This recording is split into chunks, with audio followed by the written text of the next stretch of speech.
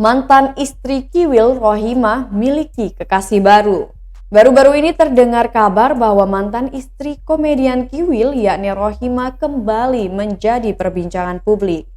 Hal tersebut dikarenakan Rohimah diam-diam sudah miliki pria lain sebagai kekasihnya yang menggantikan sosok Kiwil.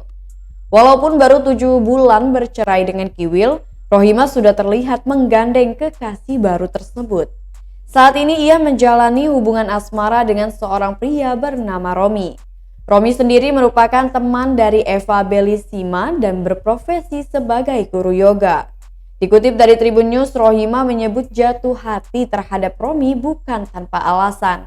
Diketahui ibu 4 anak ini, Romi selalu memperlakukannya dengan baik. Disinggung soal kemungkinan menikah dengan Romi, Rohimah punya jawaban sendiri. Kali ini Rohimah tidak mau terlalu terburu-buru. Ia mengaku masih ingin mengenal Romi dan keluarganya lebih jauh lagi. Apalagi Romi belum pernah menikah alias berstatus lajang.